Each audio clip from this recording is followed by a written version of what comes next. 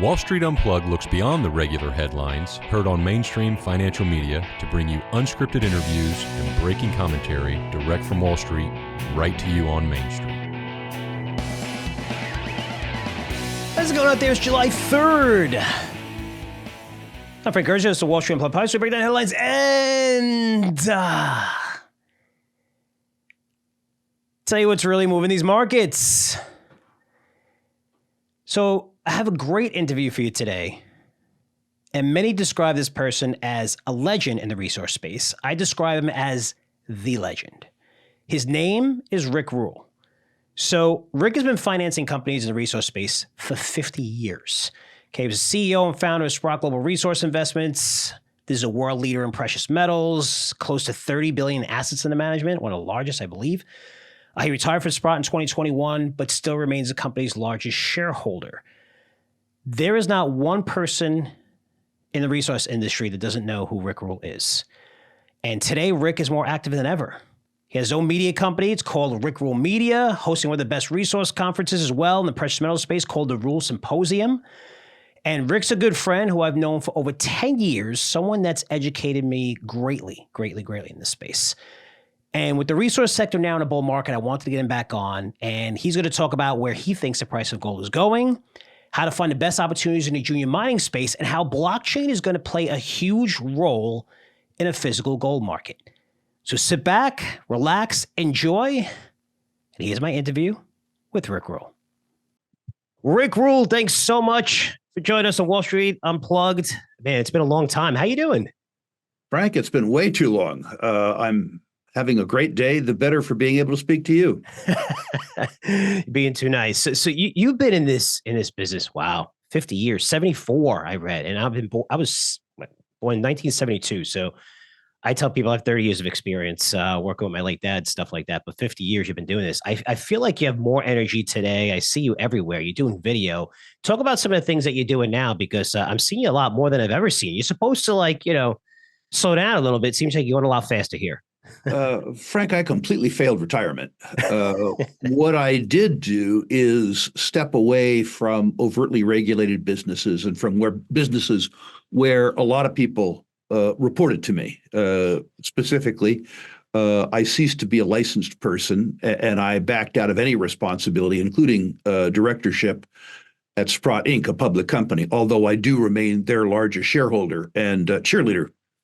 I'm involved now really in a for-profit education venture, that being Rule Investment Media and the Rule Classroom.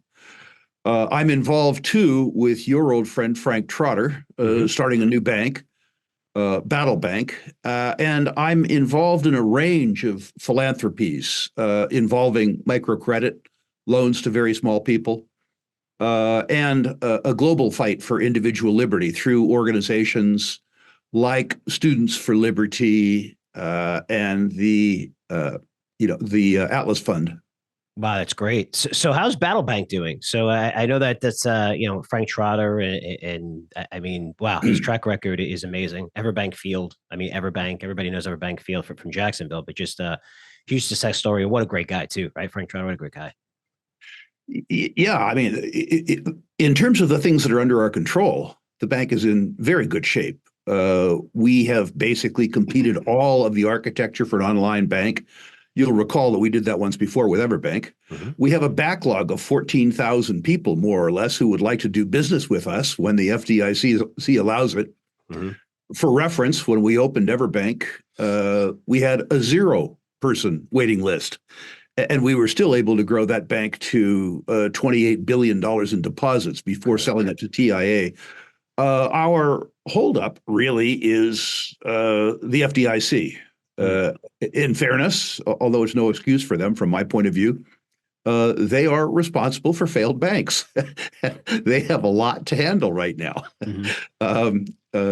A de novo bank is not their first interest. A failed bank or a troubled bank is their first interest.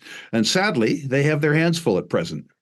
Yeah, I didn't want to go there, but this is such an interesting conversation when it comes to banks, because just so that they pass a stress test, and I've been arguing the amount of capital that these guys have, more regulations almost benefiting them, right? It's one of the only industries where you can't a smaller mid-cap bank can never become one of the big four. There's too many rules, too many requirements, too many capital ratios. And I guess, I know that you guys know the rules, and hopefully you won't do what Pia Schiff does. Is once you get into that boys club, it's kind of hard. Don't talk crap against them because, next thing you know, they can shut you down. But you guys know all the rules. I wish you luck. I mean, and I think it's going to be great. Hopefully, how long has it been with Battle Bank? I mean, you think it's coming soon, or you've been on like a waiting list? I mean, how long before this thing actually gets launched? We think it's coming very soon, but we have thought that before, in fact. I think the speed with which our process is approved in Washington will really be a function of their competing obligations around other troubled banks. I believe that we are effectively through in our dealings with local FDIC officials, both in Denver and in Dallas.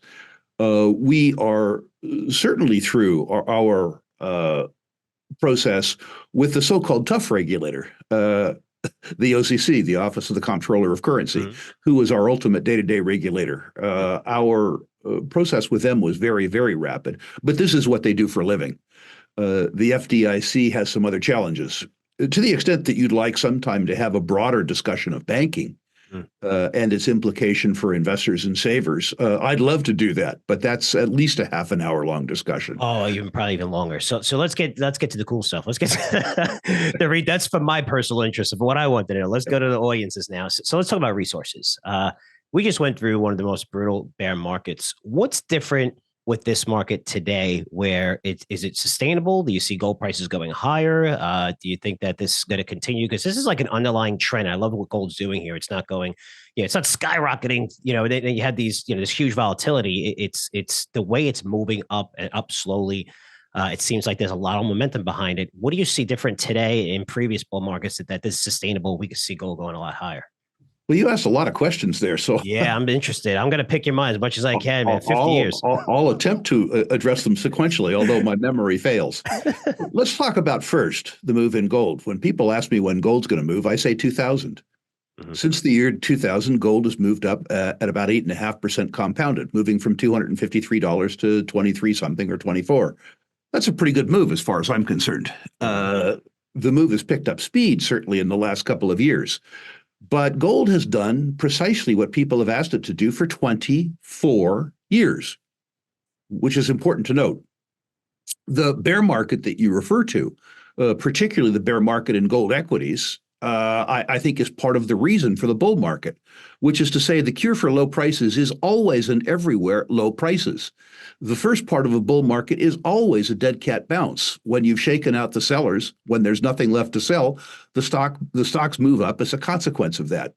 The dichotomy, I think, between the gold price move and the gold stocks price move is fairly easy to explain. The buyers of gold for the last 2 years have been foreign central banks, and foreign central banks are not gold stock buyers.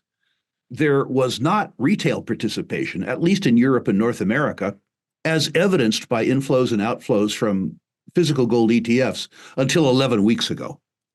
Now that you are beginning to see the public in the gold trade, I think you're going to begin to see the public in the gold equities trade. That's fairly simple. There are traditional investors in gold who are disappointed by the lack of margin increase, operating margin increase surrounding the increase in the gold price. That's pretty easy to explain if you look at prior bear markets. Prior bull markets. That is that during periods of time when the gold price increases, the price of inputs is also increasing. So as an example, if you look at the last 4 years in the gold industry, energy prices have tripled. The price of skilled labor has gone up at 15% compounded. It is estimated by the industry that the cost of social rent, which is to say offsite capital expenditures, taxes, royalties, stuff like that, has been increasing at 20% compounded. This is something that's happened to us in prior bull markets. If we continue to see an increase in the gold price, you will begin to see in the most efficient producers fairly dramatic increases in margins. I would suggest that when Agnico Eagle, as an example, publishes for this quarter, that people will be surprised to the upside in terms of margin. The case for the rest of the natural resource business, which is to say industrial materials, is a different case, one that I'd be happy to go to if you'd like. But my suspicion around the gold price is simply that gold does well when investors have concern about the maintenance of their purchasing power in conventional fiat-denominated savings instruments. I think those concerns are evident to the market, and I think that they're real. Could those concerns be made over, the past 10 years too? I mean, we have deficits going through the roof. Do you feel like there's more concerns now because now deficits are just wildly crazy? We're looking at $1 trillion payments, more than the defense budget now. It's consistently getting worse. Is it people are like enough's enough? My sense is that we had a real shift in the direction of the economy in 2022. Mm-hmm. We need to remember back over 40 years, we've probably been in the most benign economic climate in human history. Declining real and nominal interest rates beginning in 1982 from admittedly a 17.5% prime. US dollar hegemony on a global basis. So as Americans, we could export our problems to other people. Mm-hmm. The demographic benefit of the baby boomers, which is of course over. The good and peaceful part of globalization and free trade. We're now in a much more mercantilistic economy. But I think of particular note has been what you describe, which is to say the increasing amount of debt and deficit relative to the private economy. Let's look at some arithmetic just for fun, Frank. If you measure the deterioration of the purchasing power of your dollar, which is to say your cost of living, by the CPI, you will believe that inflation is running at 2.6% a year. That varies pretty dramatically with what you're experiencing at home. The price of gasoline at the pump, the price of food. Notice that the CPI doesn't include food or fuel when it's inconvenient. An odd index for someone who either drives or eats. Notice, too, that the CPI doesn't include tax. Now, a cost of living index that doesn't include the largest component of most household expenses is fairly silly to me. I did a thought experiment over the last 4 years, and I attempted to measure improperly and anecdotally the loss of purchasing power for my own savings and investment in the purchase of goods and services necessary to maintain my life. By the way, I don't describe taxes as a service, but that's a different, and they certainly aren't good, but let's leave them aside. I have to pay for them. And what I have discovered is that the purchasing power of my savings diminishes at about 7.5% compounded in US dollars. So that's an anecdotal number for me. That is to say, the decline in the purchasing power of my savings. The yield I get on my savings, the real yield, if you define them by the U.S. 10-year Treasury, the world's benchmark savings instrument, is 4.3. So I get paid 4.3 in a currency where my purchasing power is declining at 7.5. In other words, the value proposition associated with the world's foremost fiat currency is that you lose about 2.5% of your purchasing power a year, perhaps 3, compounded over 10 years. Mm-hmm. If anything at all would make me concerned about the efficacy of fiat-denominated savings products, it's a government-guaranteed loss. There are, of course, other things. There are other things that concern me. The predilection of the political class to deal with any economic circumstance through counterfeiting. They call it quantitative easing. Mm-hmm. From a saver's perspective, the printing of more specious currency units does not make every existing unit more valuable. It makes it less valuable. And then, of course, there's the credit quality. As you know, I'm an old credit analyst. And I look at the on-balance sheet liabilities of the United States government exceeding $34 trillion, or 28 trillion net of the Fed's own balance sheet, which is to say net of counterfeiting. And I look at the other side at the net present value, not nominal value, but rather net present value of entitlements, Social Security, Medicare, Medicaid, federal pensions, military pensions, environmental trust funds, stuff like that, exceeding, by the estimate of the Congressional Budget Office, $100 trillion. So I look at aggregate net debt at the federal level, not state and local, not corporate, not individual, at something like $130 trillion. And I look at their proposal to service this debt with an operating budget that is $1 trillion bigger every 100 days. Mm-hmm.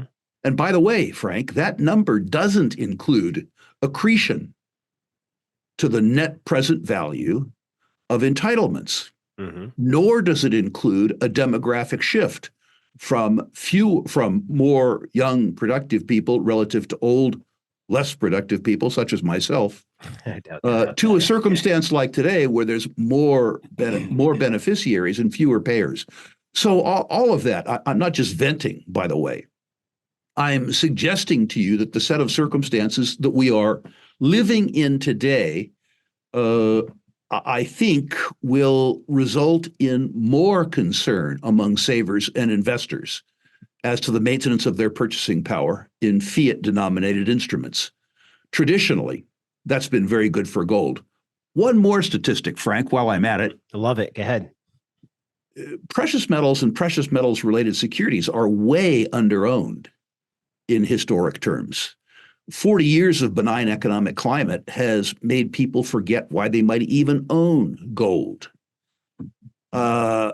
The market share of precious metals and precious metals denominated assets is less than 0.5% of the total value of all savings and investment assets in the United States. The 4-decade mean is 2%. If the market share of precious metals and precious metals related securities merely reverts to mean, I think it'll overshoot, but if it merely reverts to mean, demand for the stuff increases fourfold. So, and I love it. I love that you went there. So, okay, making a case, gold's going to go a lot higher. Numerous cases. So gold goes higher. Is it better for investors to own the underlying commodity or stocks? Because one thing that you mentioned higher inflation costs, but also if you take Barrick Gold, you took Agnico, which is one of the biggest. Let's take Barrick Gold. We could even take Newmont, but Newmont had a lot of acquisitions. When you look at 2012, you look at the stock and say, okay, this stock trading at 36, 37, 38, and now it's 18. If you look at the market caps, they're similar because there's this massive dilution that took place because it was 1 billion shares and now it's 1.7 billion shares. And we see that, especially with junior miners that generate revenue in a bear market, right? They have to operate. Does that mean that your better investment is, hey, go with gold because you made the case? Even long-term, gold's done its job, but you see a lot of people get caught up and they, you know the difference, I know the difference, but gold means gold stock prices and gold stocks to people. Should they own the stock or is it better, hey, you should own gold? It's very difficult for me to understand why people wouldn't own physical gold unless they have access to investments that have built-in inflation hedges, which is to say owner-operated, moderately leveraged real estate where the operator has the ability to outcompete other folks. I own gold personally, although a financial planner would tell me I didn't need to, given my large shareholdings in Sprott. I own gold personally as insurance. I own it because it helps me sleep nights, which is a very good thing at 71 years of age.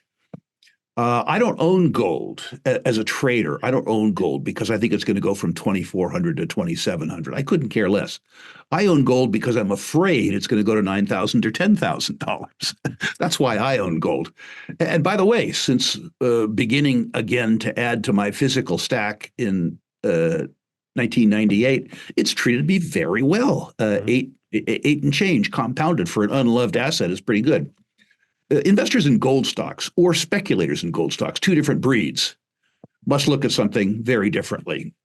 I remember that you have a talent for technical analysis. If you look at gold market beta or gold equities beta, when we come into a period of a gold bull market, the simple beta I would define beta as the delta between the performance of the gold equity sector and the broad equity sector, is spectacular when we come into a gold bull market. For those speculators seeking alpha, and I know you have a sense of humor for that too, which is to say individual small stocks where you take advantage of information asymmetry in the market, the alpha for those people willing to take the risk and do the work can be extraordinary. But I would argue that investors, when they seek to answer the question as to which asset class they might own, should look at themselves in the mirror. What type of investor are they? How much risk are they willing to assume? And most particularly, how much work are they willing to do? If their primary consideration is reading more books, doing more gardening, spending more time with their kids or grandchildren, then I think they need to own the physical gold. They need to own it as insurance. If they're willing to do some work, if they want to balance their equity portfolio, keeping in mind the beta in gold during a gold bull market, they should do some work, but you need to do just a little work and find the 4 or 5 or 6 best gold mining companies in the world. They have names, but I won't share them yet. For those people who are seeking alpha, for those people who are attracted to 10 baggers or 20 baggers, please understand that you have to subject yourself to a lot of volatility and a lot of risk. And in order to do that, you have to commit to doing a lot of work. Frank, you may know that anybody who wants to can go to ruleinvestmentmedia.com and list their natural resource stocks. I personally will rank them 1 to 10, 1 being best, 10 being worst. As a consequence of that, I've ranked about 80,000 portfolios in the last decade. And the one particular lesson I've gotten from that is that most speculators own way too many stocks. And their technique for selecting them seems to have been got a hunch, bet a bunch. I would suggest that speculators limit the number of stocks they own to the number of hours per month that they want to work on their portfolio. And by working on portfolios, I don't mean listening to Rick Rule or Frank Curzio podcasts. I mean reading quarterly reports, reading balance sheets, reading resource statements, reading management information circulars, reading proxies. If you're willing to work 10 hours a month, you should consider owning 10 stocks. If you're willing to work 20 hours a month, you should consider owning 20 stocks. If you aren't willing to work, you shouldn't own any speculations whatsoever. Well said. Well said. And it's going to be a great segue into the stocks that you do like. So you are holding the Rick Rule Symposium. This is July 7th to 11th in Boca Raton. What I found really interesting, which I learned about it, is that every single member that's going to be there, you have an investment in. Is that correct? That is correct. Every single company on the exhibit floor is owned in portfolios, both owned and managed by the sponsors of the event, particularly me. Now, Frank, you've known me for many years. There's no guarantee that because I own a stock, it goes up. But there is a guarantee that the process is honest. At every other investment symposium I know around the world, the qualification to be an exhibitor is a check that cashes and a pulse, in that order of importance. At our conference, attendees have told us for 28 years that the exhibitors are content too. And so the process is very honest. We know them well enough, we like them well enough that we own the stock physically in our own portfolios. Whether or not they're suitable for our attendees is a very different matter. That's for the attendees to ascertain. But Frank, we have interviewed every single exhibitor at the conference before the conference so that our attendees can review the interviews and determine for themselves which exhibitors they want to pay attention to at the conference. That's another feature of our conference. That's great. You know, putting on a conference like ours, we have 60 hours of intense programming over 4 days. Nobody can absorb all the material that's available for them in 4 days. So we begin doing pre-conference work 3 months before the conference, and every attendee has access to that. In addition, whether attendees attend live or via live stream from the comfort and convenience of their own home, they'll have access to recordings of the conference for the balance of 2024. This is valuable content, and to get the most out of it, you have to use it. The conference, as you suggest, is July 7th through 11 in Boca Raton. I would love to see people there physically, but I understand that's not always possible. Mm-hmm. We had attendees last year from 30 countries via live stream from the comfort and convenience of their own home. Before I describe the features of the content, let me tell you something. Anybody who attends, live or live stream, enjoys a gold-plated money-back guarantee. Unlike any other conference in the world, if for any reason you don't think that I've lived up to the value proposition that I've offered you, simply email me, and there's a 100% no questions asked money-back guarantee. Now, how can I do this? Well, I'll tell you why. We've been doing the conference for 28 years. It's gotten a little bit better every year. If you make it a little better every year for 28 years, it ends up being pretty good. How is it good? First of all, a core group of attendees coming back year after year after year. Frank, I know that in a conference of a bunch of aspirational, wealthy, smart people, not all the knowledge in the room comes from the dais to the crowd. There's a ton in the crowd, and you get the benefit from that. Go ahead. No, go ahead. No, you go ahead. Go ahead. Keep going. Another benefit of our conference is we do a really good job of global macro. Jim Rickard's talking about the financial structure. How would he know? Well, he was counsel of long-term capital management. He was part of a group that almost brought down the world's financial structure. I mean, talk about a guy from the belly of the beast, right?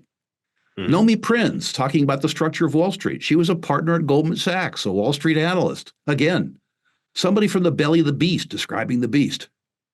Daniela DiMartino Booth talking about the Fed. She was a researcher for the Dallas Fed. So we help people understand the way the world is, not the way that CNBC or CBC wishes it was. We go from there to great analysts and portfolio managers, people who have made money in natural resource markets for 30 years, not some failed jerk, who didn't do well at technology, didn't do well at crypto, didn't do well at pot stocks, who parachutes into resources, but people who've met the test of time. The most important feature, I think, is that we have a group called the Living Legends. We always bring people who have built multi-billion-dollar natural resource companies from scratch.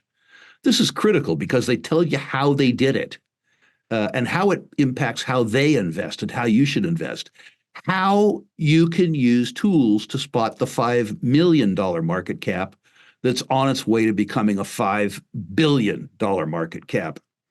You combine all that with vetted exhibitors and a gold-plated money-back guarantee, and I gotta say, this is one of the very few investments on the planet, an investment in yourself, that is absolutely, positively no risk.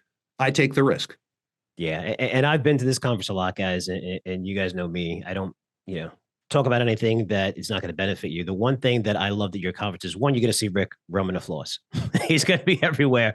Another thing, too, is even places that I spoke at, places that I've been at, a lot of times when you see guys, they make their speeches and they're gone. They're out the back door. No, you're not going to see that. These are guys that actually go to their booths and you could talk directly to the CEO, the people in charge. And that's what I always love, because you really get access. And that's what everybody craves. I don't care what level you are. I don't care how wealthy you are, how poor you are, whatever you are. Everybody wants more access. This is a conference that you get more access. And that's what I always loved about attending your conferences. So, attending it in person or attending it through online, which is great, right? And it's going to be live, right? Live streaming, you said? It's going to be streaming? Live and live stream. You will be able to watch the conference live. By the way, Paul Harris from the Mining Journal will be our on-site reporter for the live stream audience. So the live stream audience will have behind-the-scenes access to executives, just like the live attendees will, through Paul Harris. Wow, that's great. That's great. So, guys, if you're interested in that, I'll have a banner on my site. You guys can click it. And but it's looking forward to that. Really, really great.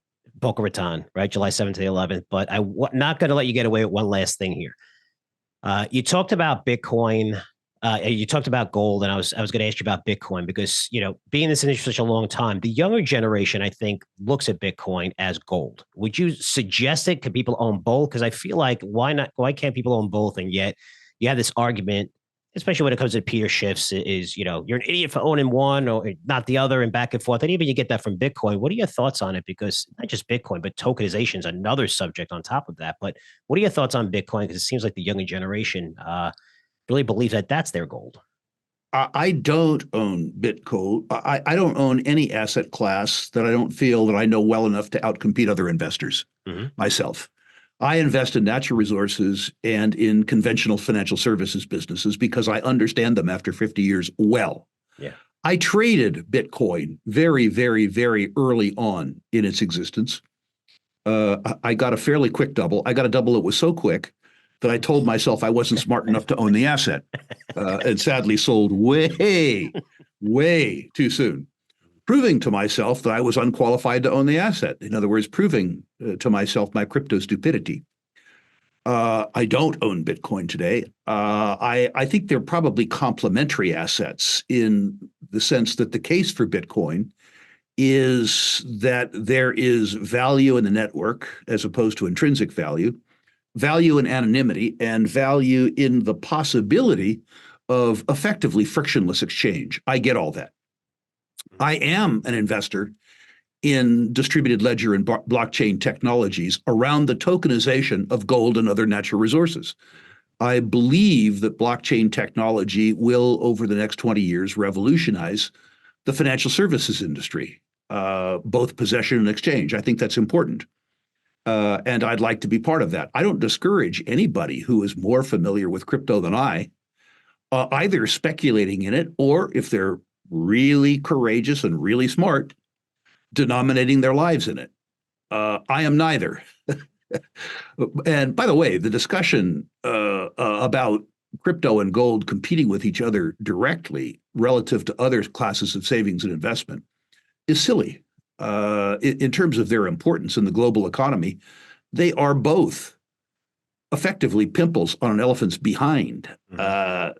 There is something like $900 trillion in nominal value of savings and investment assets worldwide. Bitcoin at last look was sort of like a trillion too. Both crypto and gold, relative to all savings and investment assets worldwide, are an irrelevancy. They probably compete with each other for the favor of speculators.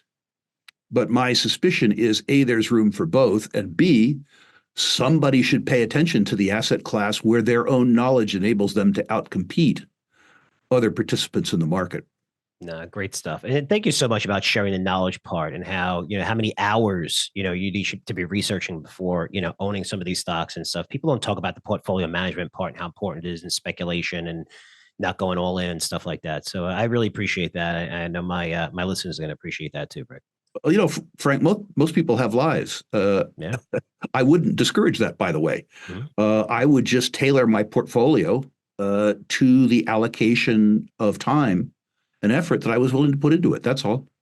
No, it's great. Well, Rick, listen, I know you're doing this interview for me. You're on the way to London, and then you're going right to that conference in Boca. So hopefully a lot of people sign up. I know they believe in you. I've been, knowing you for a very, very long time. Looking forward to that conference. It's going to be really good. So thanks so much for taking the time to join us.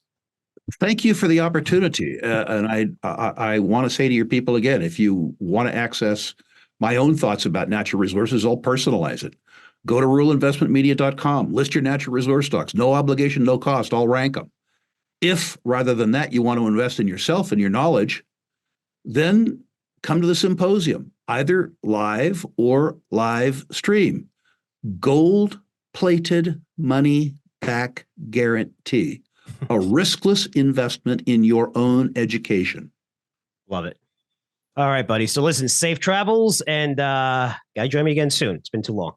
I look forward to seeing you somewhere, sometime. You got it. Thanks, Rick. Appreciate it. Bye. Hey, it's great stuff from Rick. Rick always gave me time. I remember he's been in this industry for 50 years. When I say he always gave me time, I was at Stansberry, I believe I started there in 2009, 2010.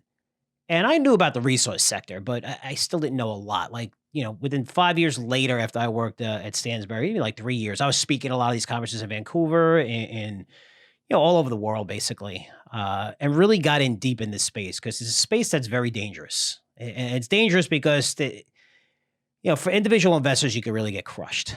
And I learned the ropes from people like Rick, where in 2010, when I met him, Stansberry and Porter used to have these conferences, where we used to have several guest speakers, and we used to speak at the conference as well as for like the Alliance membership and everything. And I sat next to Rick a couple of times, and man, he was just talking to me about everything. I'd ask him questions. When I was younger, I always asked a lot of questions, right? And I just shut up. It's helped me tremendously. If I can give young people advice, don't think you know everything because you don't. You're supposed to think you know everything into your 20s, into your 30s, and then you realize, like, just shut up and listen to people that are smarter than you because a lot of people are smarter than you. And he gave me a lot of time and just explained the sector to me, along with Maren Katusa and also Jeff Phillips. These guys have all financed so many companies and showed me the ropes, because a lot of times some of these companies, they'll use newsletter writers and pitch their story. And let me tell you, every junior mining company, every single one, they're going to tell you a story. It's a great story. They got they just got a property and early test results of high grade gold. And it's right next to Newmont Mining, one of the biggest mines in Nevada. And, you got to get in now. And, you believe this story when you're younger. And then all of a sudden, it happened to me only once, but I've seen this happen so many times. And sometimes you have to learn the hard way, but they'll do that to prop up their stock price because you have a good following. You're going to talk about it. You really believe in it. And then they'll do a financing right in your freaking face. And when you look at this industry, one of the things I discussed with Rick is, I wanted to hit more on this topic because people are worrying and saying, what's the disconnect? How come gold price are at all-time highs? We're not seeing the stocks at all-time highs, especially junior miners. If you look at junior mining companies and even some of the big companies, the producers, they're at all-time highs with their market cap. Okay. And when I say all-time highs, this is from 2012 when gold was pretty much at 1900, hit all-time high or close to an all-time high. Now it's, it's 2300, wherever it is today, close to 2400. And people are wondering, well, how come this hasn't translated into stocks going higher? Because you're looking at stock prices and the stock prices are down 30, 40%, even for the big companies. You can even look at some of the big companies like Newmont and Barrick, like I discussed, Agnico Eagle. And you'll look at the market caps. The market caps are higher, but the stock prices are down 30, 40%. You're like, wait a minute, how could that be? Well, the market cap is a true value of the company. It's the shares outstanding, right? Times the stock price. And what these companies have done is they diluted the shit out of shareholders. And when it comes to junior miners, you have to, because you're not generating revenue. So if you're not generating revenue, how do you make money? You have to raise money. And when you raise money in a market where you have a bear market for 10 straight freaking years, you have to provide some kind of incentive. And what they did is provide 3-year warrants, 5-year warrants, and that's like double the dilution. Okay, so example, if I have a stock at 80 cents and I do a financing and the stock was trading at $1, I'm going to do the financing at 80 cents. And you have some of these big companies who come on and the financiers will come on and say, okay, we want warrants 3-5 years or we're not going to do it. So they get 5-year warrants and those warrants exercise at $1. So say if the stock goes past $1, now you can exercise those warrants. You have to buy those warrants. Say if it goes to $1.50, you have the right to exercise, and you usually get one warrant for every share you own. So now when you exercise the warrants, you're paying for them. Say if you have 10,000 shares and you want to exercise the 10,000 warrants, you got to pay for them. You got to hand them a check for $10,000 because you got to buy them at $1, but they trade at $1.50. You could turn around and boom, make 50%, and you still own your position in the stock, right? And then you realize, like, holy shit, because you have all these conferences and people go to, and I feel like there's such a disadvantage unless you're really getting in where a lot of these other people get in, like the financiers. And that's how I made money, even though it's been a bear market in 10 years, that I've done okay in this market where, we had certain losers, it's a bear market, but still, you always have these periods where you'll see a stock price go up 30%, 40%. You can exercise those options. But even better from the finance terms, and what you learn behind the scenes is when these financiers, they'll fund the company, they have the shares, right? So say, okay, we'll give you $1 million worth, all right? We're going to do they raise $5 million and say, you have Haywood Securities or whoever say, okay, I'll take some of that deal for $1 million. Now they have the shares, they get the warrants. Now what they do is they go and short the stock immediately. They're not naked shorting because they own the shares. Nobody's going to touch them. They're probably locked up for 4 months. They're going to short the stock right out of the gate, because what happens when you do a financing, the stock goes down even further. Okay, especially for junior miners. Sometimes, if you raise money and you remove this overhang, and sometimes you'll see a stock. Most of the time, the stock's going to go lower. So you're like, wait a minute, they own the shares, stock go low. This is where the warrants play in. Because stock goes high, you can exercise the warrants, you cover your ass. If not, you're going to make money on both sides. You're going to make money when the stock goes down, it's shorts. If it starts going higher, you can exercise the warrants, you still own the shares, and you make money on both sides. This is shit that people aren't going to tell you. It's crazy, but this is how these companies stayed in business for such a long time. And knowing the ins and outs of this industry, because I got to tell you, this is an industry that is on par with early crypto in terms of being corrupt, where they're going to tell you a story. They don't sell. Insiders usually almost never sell, but they're constantly raising money. And you'll see, one of the ones, GoVX, that I ripped apart, raising money. They're going to have to raise a shitload more money for uranium. It's a zero. The company's a zero. I told everybody it was a zero a while ago, and hopefully people listen. People got mad at me and said, no, you know what you're talking about. I was like, I know exactly what I'm talking about. Okay, you don't need to develop uranium in the middle of Africa right now because it's never ever going to happen. They said it's going to happen 12 years. It's going to cost like hundreds of millions of dollars. They're going to have to raise even more money. And they just consistently fuck their investors. And they did it for such a long time. And if you look, you'd be like, well, they didn't sell any shares. No, but when I looked at how much these guys make, which I have access to, quick access to, you can go to 10K to take it a little bit longer. But now I'm looking at this and going, they made like $3 million over a 10-year period. Their investors, the stock was $5. It's 30 cents. It's 20 cents. 10 cents. So these guys are paying themselves really, and it's not their only company. They have 5 or 6, 7 companies that are on the boards, or their executive chairman. That's the big title you call yourself when you don't want to be the CEO of several companies. That's a red flag. You don't want to see someone as a CEO of 3, 4, 5 different companies. Executive chairman's allowed. So they're executive chairman, they'll be in the board, whatever, they help finance the company. But this is how the system works. Now that the resource sector, I was in a lot of private placements pretty much from 2011 to 2013, 14, maybe a couple in 2017. But for the last 3, 4 years, I completely avoid this industry. I've had over 50 companies easily come to me, and I didn't bring that to my investors at Curzio One or whatever because I didn't believe in the resource sector. Now it's changed. Now you're going to see the cream rise to the top. You're going to see companies like, I talk about Mirdani, who during a downturn, what do you do? Luke Norman I had on, I just interviewed, during a downturn, US Gold, what do you do? That defines you as a company. Because you're going to have shitty times in your industry you can't control, but it's what you do during those times when the business is bad is how you gain market share, how you innovate, how you improve your business, right? And that's why even during the dot-com era, if you look at these companies, the survivors, you know how hard it was to survive? I mean, you saw the NASDAQ decline by 75, 80% over a 3-year period. It wasn't like today when the market goes down 35%, the Fed immediately says, okay, let me flood whatever bank or whatever sector with money and everything's fine. It was a 3-year period. And then you see the Microsoft survive. You see the Amazon survive, right? You see the Priceline.com survive. You see some of these companies survive and then they become these industry leaders. And that's where you're going to see the cream rise to the top. My point is we're starting to see a lot of deals, and we'll probably see some of them in Curzio One, which is our highest price membership for Curzio, where we're going to get into private placements. You're a credit investor. If you're interested, email me, frankcurzioresearch.com. But now there's certain deals that I could look at and be like, okay, this is really good right now. Because now you're seeing gold prices up. Some companies have got permits. You can see in almost every sector. I mean, you look at copper, you look at uranium. Look at gold and silver. You want to talk about being not so much silver, but even gold, copper, and uranium. You want to talk about no drilling, undersupplied. I mean, no major discoveries in such a long time. That's the area you want to be in. Because you're going to see prices explode, especially for uranium. And they did, they were 100, 105, and they're in the 80s right now. But you're going to see that take off tremendously, right? There's just a breather. Hey, we were below 25, right? I mean, prices moved up so fast, so sharply, so fast. I think uranium is a great sector to invest in. But these are the deals that, if they're raising money, that we want to be into. Because now you have the underlying current behind the sector. And raw materials are on fire right now. And, even we might be able to get into a couple oil deals, natural gas deals, different deals.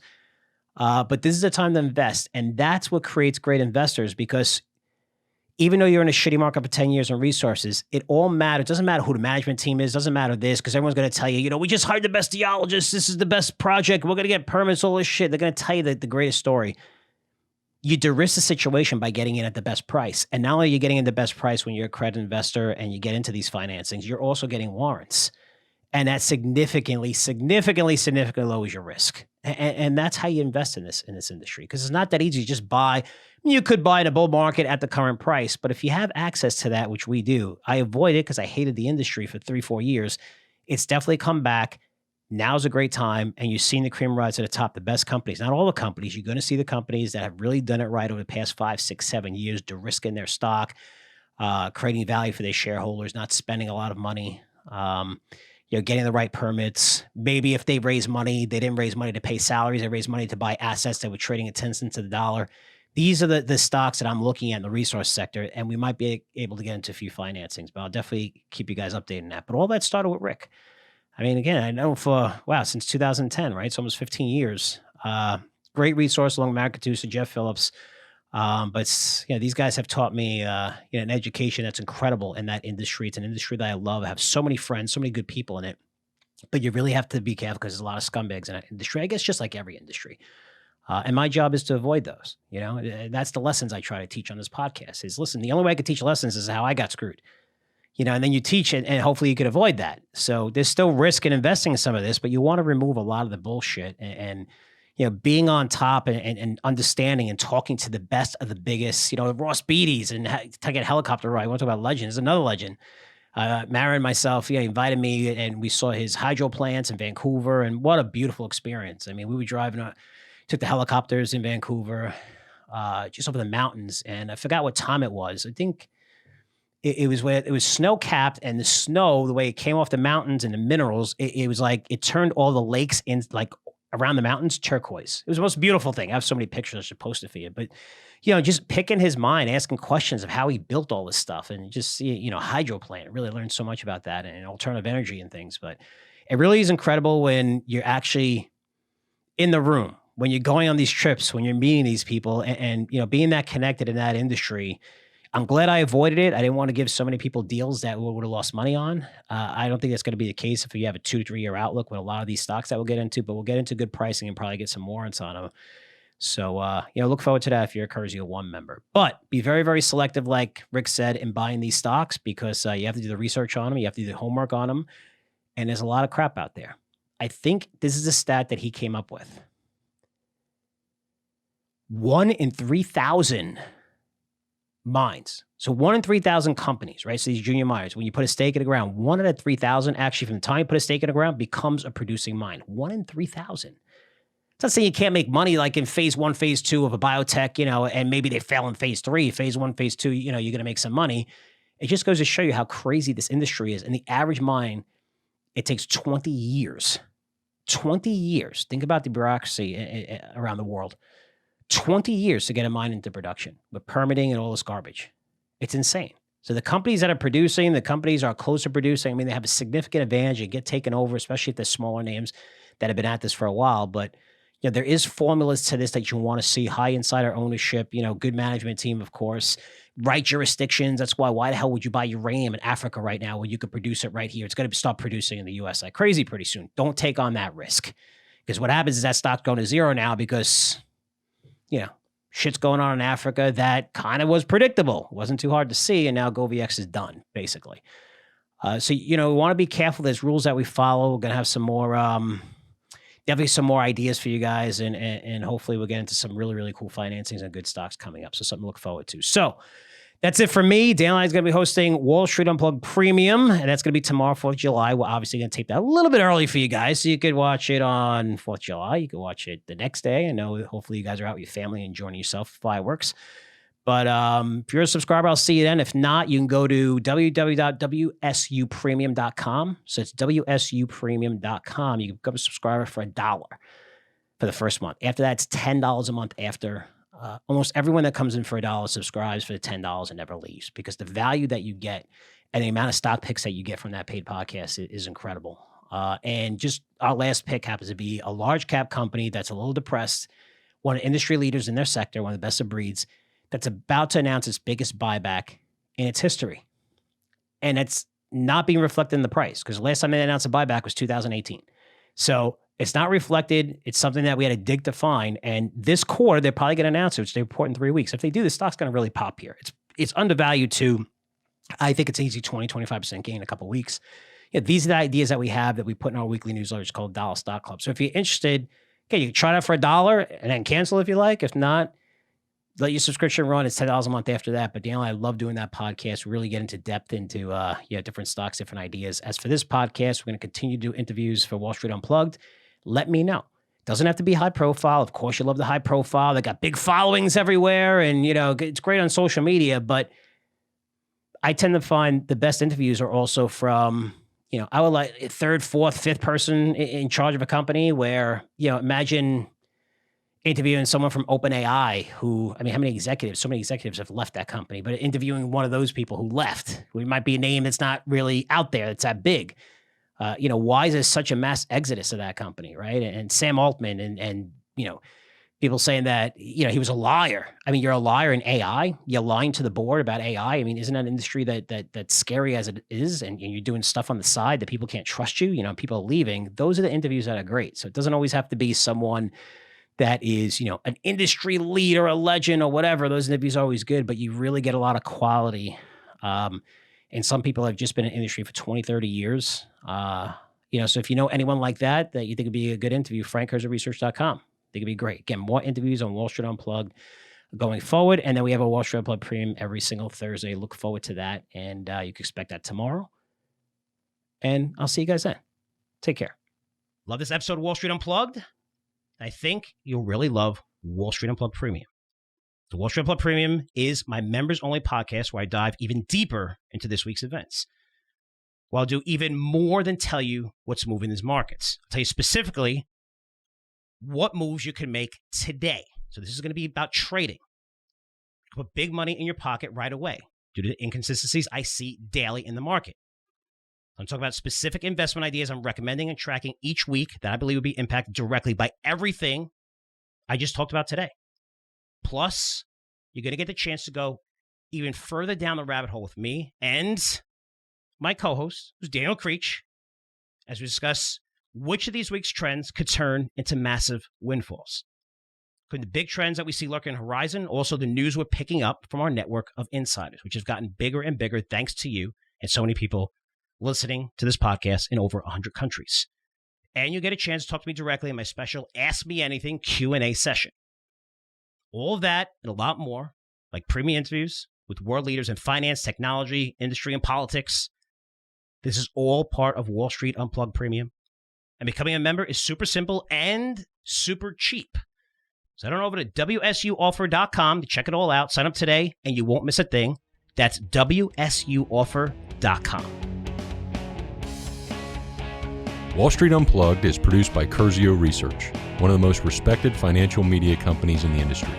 The information presented on Wall Street Unplugged is the opinion of its hosts and guests. You should not base your investment decisions solely on this broadcast. Remember, it's your money and your responsibility.